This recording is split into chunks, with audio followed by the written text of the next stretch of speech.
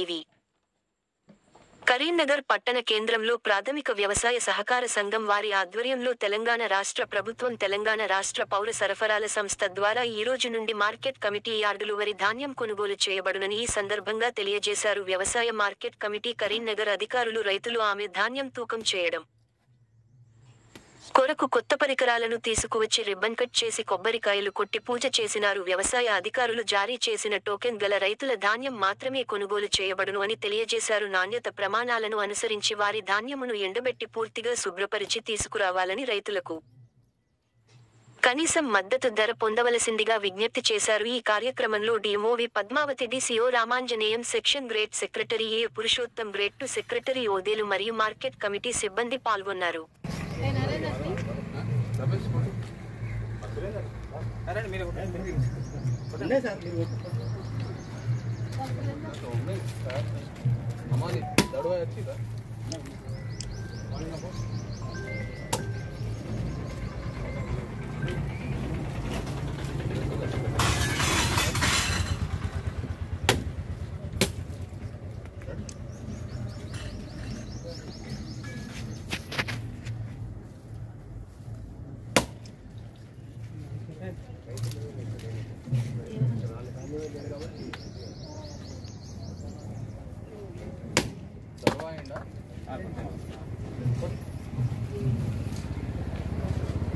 Media, press వాళ్ళం,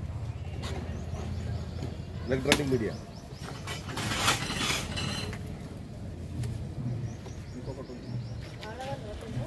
రైతులేరా? రైతులు ఎవరండి?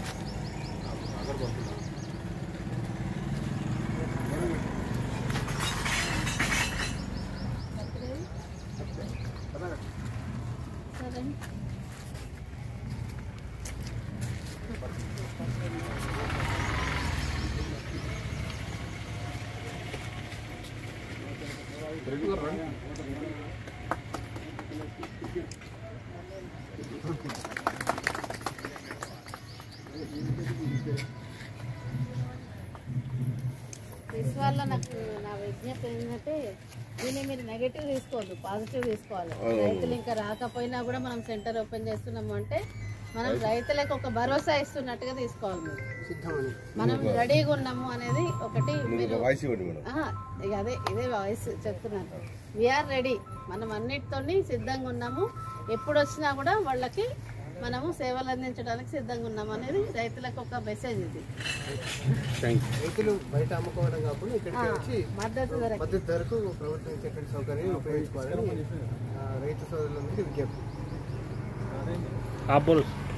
అంటే పిహెచ్ఎస్ ప్యాడీ సెంటర్ ఖచ్చితంగా రైతులందరూ వినియోగించుకొని తక్కువ ధరకు దళారులకు అమ్ముకొని మోసపోకుండా నేరుగా ప్యాడీ ప్రొక్యూర్మెంట్ సెంటర్ కరీంనగర్ వ్యవసాయ మార్కెట్ కమిటీ తీసుకొచ్చి మద్దతు ధర పొందవలసిందిగా రైతులకు విజ్ఞప్తి చేస్తున్నారు. బయట అమ్మితే వాళ్ళకి ఇంకొకటి ఏంటంటే ఈ తూకాలలో కూడా మోసం జరుగుతుంది. బయట అమ్ముకుంటే రైతులకి తూకాల దగ్గర, ఎందుకంటే అవి ఎలా ఉంటాయో కాంటాలు, అవి స్టాంపింగ్ ఉంటాయో ఉండవు మనకు తెలియదు.